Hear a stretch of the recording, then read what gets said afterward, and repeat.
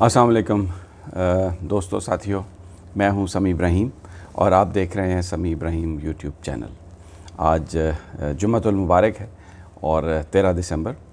کچھ امپورٹنٹ چیزیں اپنی اس ویڈیو میں ڈسکس کرتے ہیں۔ تھوڑا سا آج جو ہمارے خارجہ پالیسی کے چیلنجز ہیں ان پر ہم بات کر لیتے ہیں۔ اس وقت جو خبریں ہیں پاکستان اور سعودی عربیہ کے درمیان تھوڑا خبریں آ رہی ہیں کہ شاید کچھ اختلافات ہیں، یا اختلافات کی بجائے اگر میں یہ کہوں کہ کچھ ریزرویشنز ہیں تو یہ غلط نہیں ہوگا۔ وزیر اعظم عمران خان ہفتے والے دن ان کا شیڈیول ہے پہنچنے کا سعودی عربیہ۔ وہاں پر وہ پرنس محمد بن سلمان سے بات کریں گے اور پرنس سلمان جو شاہ سلمان ہیں ان سے بھی بات کریں گے، اور جو بھی تحفظات ہیں وہ اس کو دور کرنے کی کوشش کریں گے۔ ابھی فوری طور پر جو معاملہ ہے وہ تو ملائیشیا کی ایک کانفرنس ہے جس کو ملائیشیا کے وزیر اعظم اس کو ہوسٹ کر رہے ہیں، اور 52 ممالک جو ہیں اس میں ان کے یا سربراہان مملکت ہیں، وزرائے اعظم ہیں، صدور ہیں یا وزیر ہیں جو اس میں شرکت کر رہے ہیں۔ بنیادی طور پر یہ جو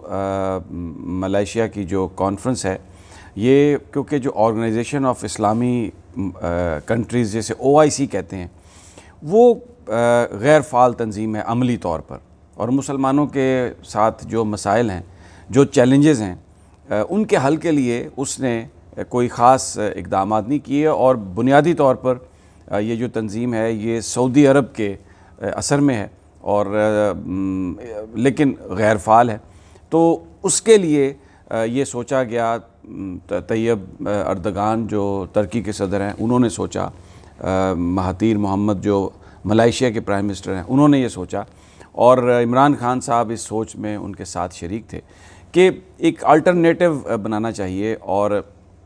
اسی حوالے سے وہ پھر جو ایک مسلمانوں کے چینل کا بھی ذکر ہوا، مسلمانوں کے بیانیے کے لیے۔ میں وہ ساری آپ کو آج تفصیلات بتاتا ہوں کہ اب اس وقت کیا صورتحال ہے اور وزیر اعظم کیا انیشیٹو لے رہے ہیں اس حوالے سے، اس کا مستقبل کیا ہوگا۔ لیکن اس سے پہلے میری ریکویسٹ ہے کہ آپ میرے اس چینل کو سبسکرائب کر لیں اور جو بیل آئیکن ہے اس کو بھی کلک کر دیں تاکہ میں جیسے ہی کوئی ویڈیو اپلوڈ کروں آپ تک وہ پہنچ جائے،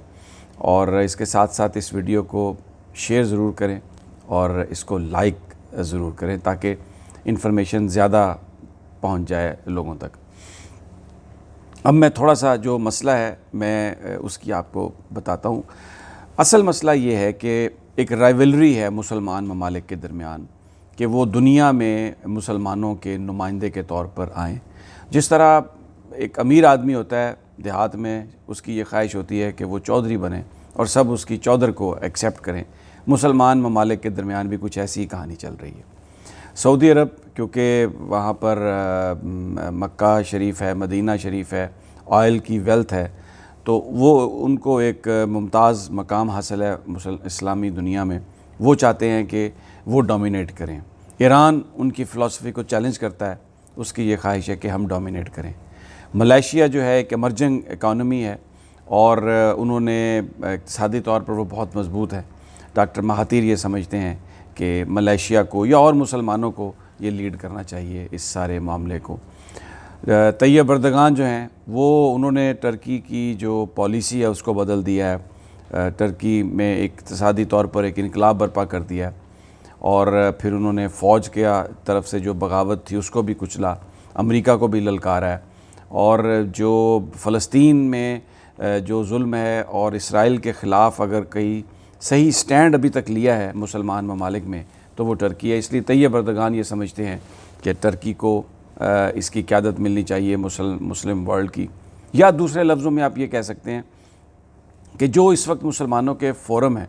وہ چاہے مسئلہ فلسطین ہو، چاہے مسئلہ کشمیر ہو، یا مسلمانوں کے ساتھ جو ڈسکریمنیشن ہو رہی ہے، مغرب جس طرح سے مسلمانوں کو ٹریٹ کرتا ہے، ان کا یہ خیال ہے کہ مسلمانوں کی ایک مؤثر آواز ہونی چاہیے۔ 1 ارب سے 1.5 ارب سے زائد مسلمان ہیں اس دنیا میں، لیکن ان کی آواز مؤثر نہیں ہے، ان کے جو مفادات ہیں ان کا تحفظ نہیں کیا جاتا، ان کو دہشت گرد بنا کے پیش کیا جا رہا ہے، جس سے مسلمان ممالک کو اور اسلامی تشخص کو بڑا نقصان پہنچ رہا ہے۔ OIC جو تھی اس میں جب کشمیر کا معاملہ ہوا تو آپ نے دیکھا کہ اس میں انڈیا کو بلا لیا گیا اور اب بھارتی وزیر خارجہ جو ہیں وہ اپنا بیان دے کے چلی گئیں. پاکستان نے اس معاملے میں ریزرویشن بھی شو کی تھی. پھر UAE اور سعودی عربیہ نے مل کر بھارت میں بہت زیادہ سرمایہ کاری اور نریندر مودی کو ایک بہت ہی استقبال دیا اور ان کا ٹلٹ نظر آیا بھارت کی طرف. ان چیزوں سے پاکستان ایک مشکل میں آیا کیونکہ سعودی عرب ہمیشہ مدد کی ہے پاکستان کی اور ہم کیونکہ ہماری اکانومی ٹھیک نہیں ہے تو ابھی بھی ڈیفرڈ پیمنٹ پر ہم تیل لے رہے ہیں. پیسے بھی سعودی عرب نے دیے, UAE نے بھی دیے. تو جو پھر مانگنے والا ہاتھ ہوتا ہے کہ وہ بہت زیادہ نہیں ڈیمانڈ کر سکتا یا بہت زیادہ جیسے ہم کہتے ہیں آنکھیں نہیں دکھا سکتا, کوئی بہت زیادہ بات نہیں کر سکتا. لیکن جب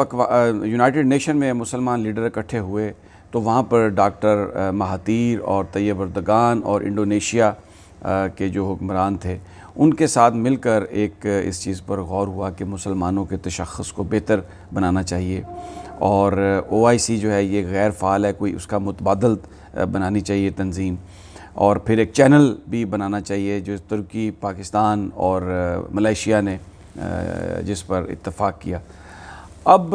اس کی عملی صورت پیدا ہو رہی ہے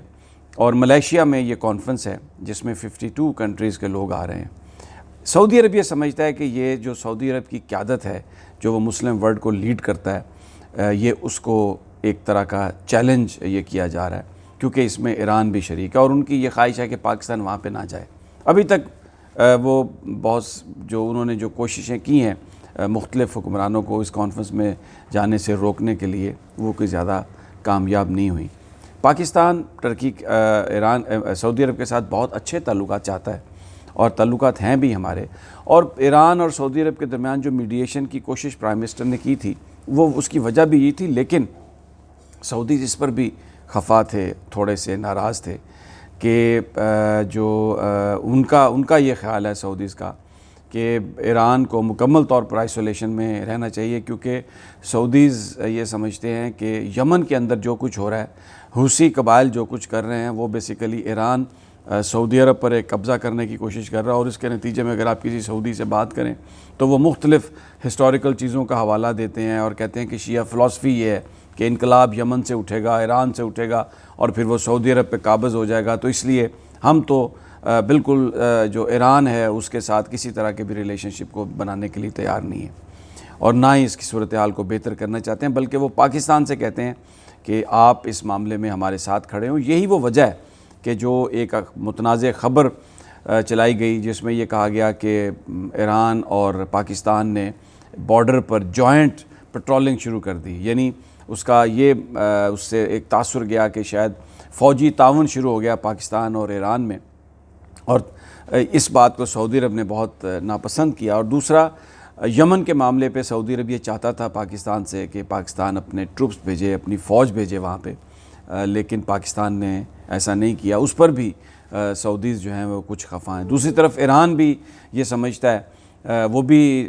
پاکستان کے رویے سے شاکی ہے. وہ یہ سمجھتے ہیں کہ پاکستان کی فوج جو ہے وہ باقاعدہ ٹریننگ دے رہی ہے سعودی عرب کو. ابھی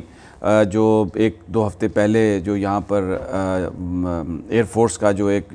پریڈ تھی اس میں سعودیز گراؤنڈ ٹروپس بھی شامل تھے. تو ایران یہ سمجھتا ہے کہ پاکستان سعودیہ کو ان کی فوج کو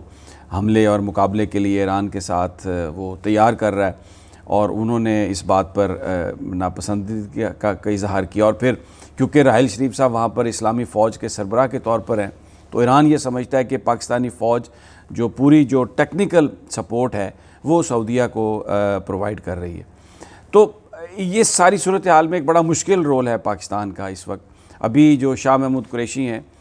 وہ گئے, میں نے پچھلی ویڈیو میں بھی بتایا کہ وہ سعودی عرب بھی گئے اور انہوں نے معاملات کو بہتر کرنے کی کوشش کی, لیکن سعودی عرب یہ کہہ رہا ہے کہ آپ جو کوالالمپور میں جو کانفرنس ہیں اس میں آپ مت جائیں.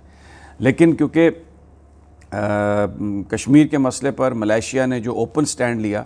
ان کو $10 بلین کا وہ جو پام آئل بیچتے ہیں انڈیا کو, وہ بھی سودا انہوں نے ختم کیا. باقاعدہ اگر کسی ملک نے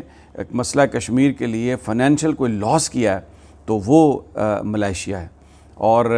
اس معاملے پر میں نے اپنی پچھلی ویڈیو میں بتایا تھا کہ تھوڑا سا ملائیشیا نے پاکستان کے ساتھ تحفظات کا بھی اظہار کیا تھا جب کرتارپور کی راہداری کھلی تھی. اب کرتارپور کی جو راہداری کھولی ہے اس میں سکھوں کو اپنے قریب کرنے کی جو کوشش ہے پرائم منسٹر عمران خان کی، وہ اس لیے ہے کہ سکھ بھارت کے اندر ایک بہت مؤثر گروپ ہیں، پھر وہ پاکستان کے ساتھ جو بارڈر ہے اس میں وہ رہتے ہیں. تو اگر کوئی پاکستان اور بھارت کے درمیان کانفلکٹ ہو تو یہ چاہتے ہیں پاکستان یہ چاہتا ہے کہ وہاں کی جو آبادی ہے اس کے پاکستان کے لیے نرم جذبات ہوں، سافٹ جذبات ہوں. اس سے انڈین فوج کو مشکل پیش آئے گی. اور پھر دوسرا کشمیر کا جو معاملہ ہے اس کو کاؤنٹر کرنے کے لیے جو تھنکر ہیں، جو پالیسی میکر ہیں پاکستان کے، وہ سمجھتے ہیں کہ اگر خالصتان کا معاملہ اگر انڈیا میں اٹھتا ہے تو اس سے جو بھارت کی اسٹیبلشمنٹ ہے اس پر ایک دباؤ بڑھتا ہے. تو پھر یہ جو راہداری کرتارپور کی جو ساری کھولی ہے اس میں آف کورس یہ بات بھی شامل ہے کہ مذہبی جو منورٹیز کی جو آزادیاں ہیں ان کا بھی تحفظ ہونا چاہیے، لیکن اس کے ساتھ ساتھ اس طرح کے جو پولیٹیکل مقاصد ہیں بھارت دیکھتا ہے اور یہ سمجھتا ہے کہ شاید یہ سب کچھ انہی مقاصد کی وجہ سے کیا جا رہا ہے. تو یہ چیز جو تھی یہ ملائیشیا کو ایکسپلین کرنے کی ضرورت تھی، لیکن ہمارا فارن آفس اس حوالے سے ناکام رہا ہے. ٹرکی نے بھی تھوڑے سے تحفظات کا اظہار کیا. اب پرائم منسٹر جو ہیں کوالالمپور جا کر، کیونکہ وہاں پر طیب اردگان بھی ہوں گے، تو اس بات کو اور ڈاکٹر مہاتیر کے ساتھ وہ ملاقات کر کے تو یہ اس چیز کو اپیز کرنا بھی ضروری پرائم منسٹر نے سمجھا. اور پھر ایرانی بھی وہاں پر آئیں گے. پاکستان اس وقت کوشش کر رہا ہے کہ ایران کو ساتھ انکلوڈ کیا جائے، کیونکہ چائنا نے ایران میں بہت زیادہ انویسٹمنٹ کی ہے اور پاکستان کی بھی یہ خواہش ہے کہ کسی طریقے سے جو ایران ہے وہ بھارت کی طرف نہ جائے. چابہار جو ہے ایران نے بندرگاہ جو ہے واپس لی ہے اور چائنیز وہاں تک سی پیک کو لے کے جانا چاہتے ہیں، اس کو حصہ بنانا چاہتے ہیں. تو ان سارے جو ایشوز کی وجہ سے ایران کے ساتھ بھی پاکستان کو تعلقات چاہیے، سعودی عرب کو بھی نہیں چھوڑ سکتا. OIC بھی غیر فعال ہے اس لحاظ سے کہ مسلمانوں کے لیے کوئی وہ کچھ نہیں کر پا رہی. اور پھر جو UAE اور سعودی عرب کا ٹلٹ بھارت کی طرف زیادہ ہے، اس پہ بھی پاکستان سمجھتا ہے کہ کوئی نہ کوئی آلٹرنیٹ ہونا چاہیے. تو یہ سارے معاملات ہیں جن کی یہ کرائسس ہے ایک طرح سے. اور اب دیکھنا یہ ہے کہ اس میں وزیر اعظم جب پہنچتے ہیں تو کیا وہ سعودی عرب کو اپیز کرنے میں کامیاب ہوتے ہیں، اور کوالالمپور کی جو کانفرنس ہے اس میں شرکت سے پھر یہ جو تعلقات ہیں ان کا کیا بنتا ہے، یہ بڑا ایک اہم ایشو ہے پاکستان کے لیے. اور اب آنے والے وقتوں میں ہی صورتحال اس حوالے سے کلیئر ہوگی.